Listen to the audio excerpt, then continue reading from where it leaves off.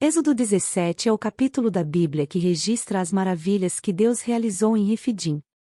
O estudo bíblico de Êxodo 17 relata como Deus fez sair água da rocha para saciar a sede dos filhos de Israel, bem como a grande vitória que o Senhor concedeu ao seu povo contra os amalequitas.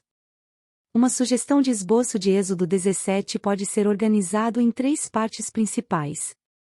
A contenda dos israelitas em Refidim, Êxodo 17, 1-3. Deus faz sair água da rocha em Refidim, Êxodo 17, 4-7. A vitória contra Amaleque, Êxodo 17, 8-16. A contenda dos israelitas em Refidim, Êxodo 17, 1-3. Êxodo 17 começa a partir da saída dos israelitas do deserto de Sim, onde Deus tinha alimentado o povo com o maná e com as codornizes, Êxodo 16. Então, de acordo com as instruções divinas, a congregação de Israel montou acampamento em Refidim, Êxodo 17 horas e 1 minuto. Refidim foi a última parada dos filhos de Israel antes de eles chegarem ao Sinai.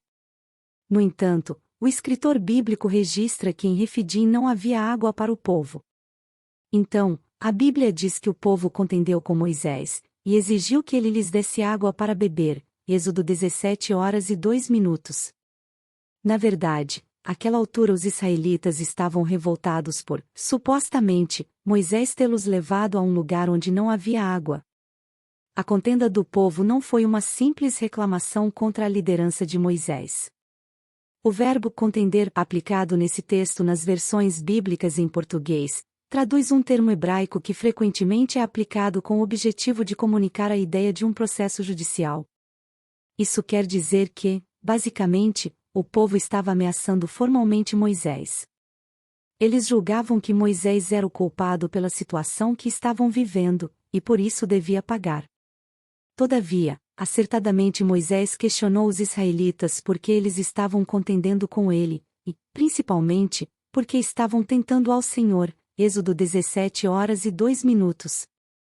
Em outras palavras, ao ameaçar Moisés, o povo também estava processando o próprio Deus. É significativo relembrar nesse ponto que o povo que estava acusando Moisés e tentando a Deus, era o mesmo que tinha sido tirado poderosamente do Egito pela mão do Senhor. Também era o mesmo povo que havia passado com os pés enxutos pelo meio do Mar Vermelho, enquanto que os exércitos de Faraó sucumbiram quando as águas do mar foram fechadas logo em seguida. Além disso, ainda era o mesmo povo que tinha sido guiado pelo deserto por uma coluna de fogo e de nuvem.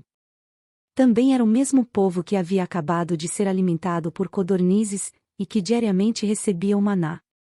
Ainda assim, aquele povo estava ali em Refidim, murmurando, ameaçando Moisés, e acusando o Senhor numa clara demonstração de incredulidade.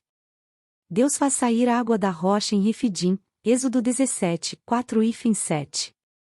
Diante da revolta do povo, o texto bíblico de Êxodo 17 diz que Moisés clamou ao Senhor dizendo: "Que farei a este povo? Só lhe resta apedrejar-me." Êxodo 17 horas e 4 minutos. Essa fala de Moisés deixa claro que a ameaça do povo era mesmo real. Moisés entendia que sua vida estava em perigo, pois segundo o julgamento popular, ele tinha de ser punido. Mas ainda nesse contexto judicial, Deus resolveu dar uma resposta ao povo. Deus ordenou que Moisés passasse adiante do povo, acompanhado por alguns dos anciãos de Israel e segurando o bordão que havia sido usado anteriormente para ferir o rio, Êxodo 17 horas e 5 minutos. Então, Deus falou que estaria ali diante de Moisés sobre a rocha em Horebe, e Moisés deveria ferir a rocha, porque dela haveria de sair água para saciar o povo. O texto bíblico também reforça que tudo isso ocorreu na presença dos anciãos de Israel, Êxodo 17 horas e 6 minutos. Nesse sentido, os anciãos foram convocados como testemunhas e o bordão, naquele contexto, era o símbolo do julgamento divino manifestado contra os egípcios. Dessa forma, simbolicamente Deus se identificou com a rocha e, graciosamente, recebeu sobre si o julgamento representado pelo ato de Moisés ao ferir a rocha com o bordão perante os anciãos de Israel. Inclusive, no Novo Testamento essa rocha ferida por Moisés foi identificada pelo apóstolo Paulo como um tipo de Cristo, que carregou sobre si o castigo pelo pecado do seu povo. 1 Coríntios 10 horas e 4 minutos. Essa seção do capítulo 17 do livro de Êxodo é encerrada com a informação de que aquele lugar em Refidim foi chamado de Massá e Meribá, que significa literalmente contenda e testaram, por causa da contenda dos filhos de Israel, e porque foi ali que eles tentaram o Senhor duvidando da sua presença no meio deles. Êxodo 17h07. A vitória contra Amaleque. Êxodo 17:8-16.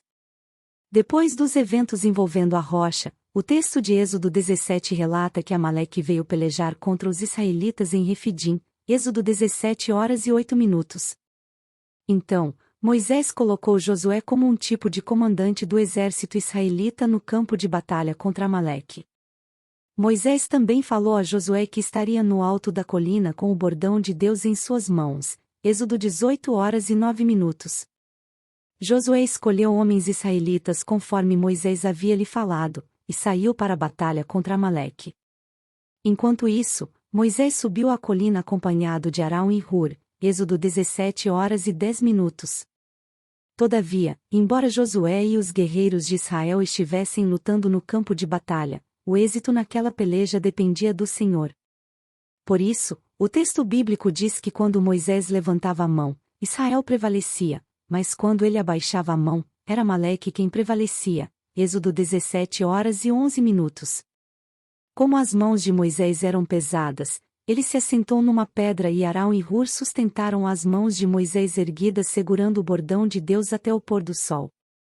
Dessa forma, o exército de Israel liderado por Josué derrotou os amalequitas ao fio da espada. Êxodo 17:12-13. Em seguida, Deus ordenou que Moisés fizesse um registro escrito para memorial do povo, e também declarasse a Josué, pois ele, o Senhor, faria com que os amalequitas fossem esquecidos para sempre. Êxodo 17h14. Os amalequitas eram um povo hostil com costumes nômades que descendiam de Esaú. Confronte com Gênesis 36:2-12-16. Essa promessa de aniquilação contra os amalequitas foi cumprida séculos depois durante o reinado do rei Ezequias. 1 Crônicas 4h43, e os últimos descendentes da família real amalequita foram destruídos na Pérsia no tempo da rainha Ester.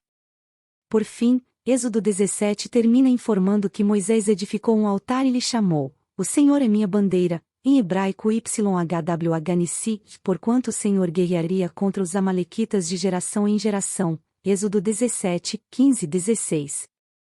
Ao chamar Jeová Nissi, isto é, "O Senhor é minha bandeira", Moisés estava declarando que o próprio Deus era o estandarte do seu povo escolhido.